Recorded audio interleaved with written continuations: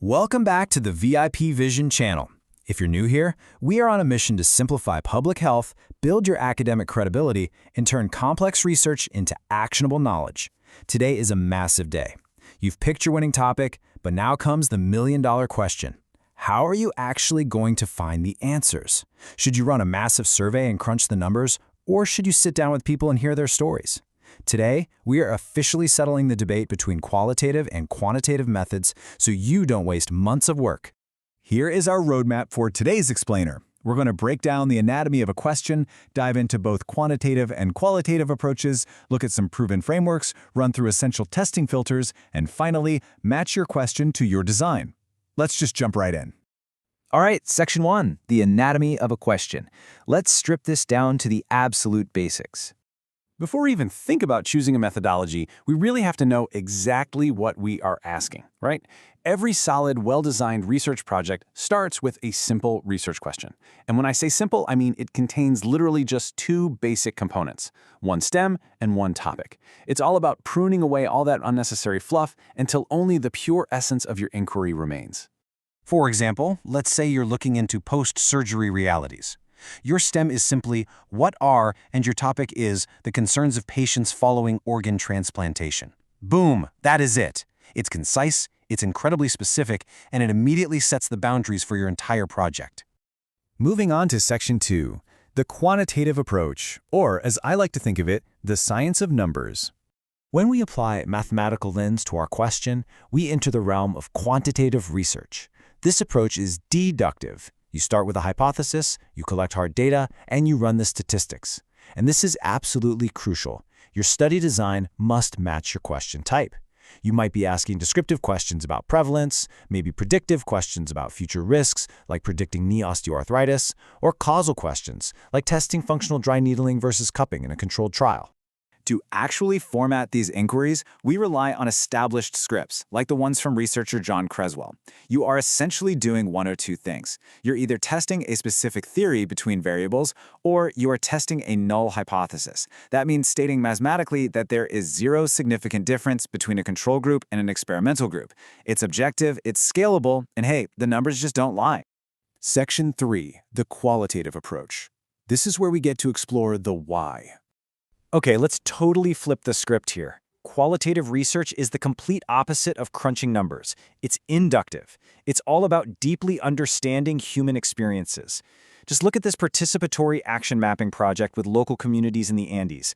These folks aren't filling out some generic 1 to 5 scale survey. They are collaborating, sharing personal narratives, and mapping out their actual lived environment.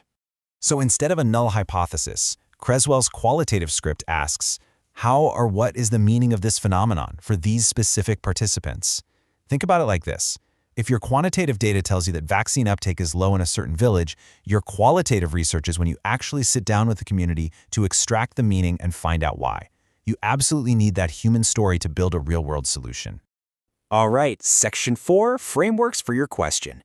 How do we properly structure this inquiry? You can't just throw questions at a wall and hope something sticks. You need real structure. For quantitative and clinical studies, the PICO framework is basically your cheat code. PICO stands for patient or problem, intervention or exposure, comparison, and outcome measures.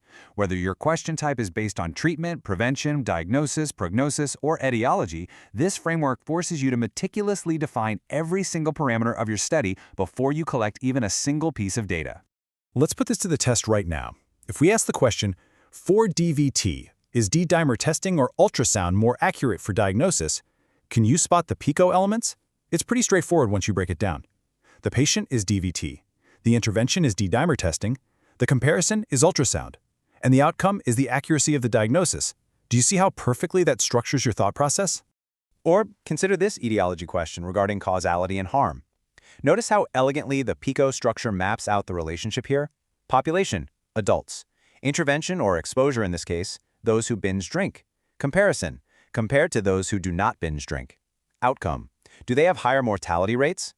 By laying it out exactly like this, your statistical software already knows the precise variables it's going to analyze. Section 5, passing the tests. It is time to evaluate your question. Once your question is drafted, you have to run it through a series of filters before you commit months of your life to it. First up, the finer checklist. Is it feasible? Like, do you actually have the time, the skills, and the data access? Is it interesting enough to keep you motivated? Is it novel, meaning does it contribute new knowledge or just repeat old findings? Is it ethical at how it treats human subjects? And lastly, is it relevant? If you answer no to literally any of these, it's time to revise. Next, check its maps. Is the scope actually manageable for you to carry out? Is the information appropriate? Does it have potential value and publishability? Because let's face it, if your goal is to publish, you need to know the required rigor right from the start. And finally, is the research design systematic? You must establish your methods early for true power and validity. But honestly, the ultimate reality check for your thesis statement is the so what test. This is a brilliant three-step sequence. First, what did you discover?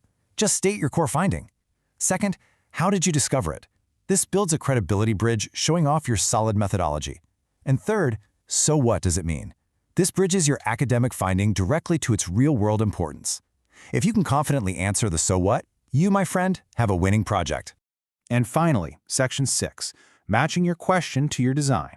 Let's bring it all together for the final synthesis. All right, let's round up all these frameworks. Here are your main take-home messages for this explainer.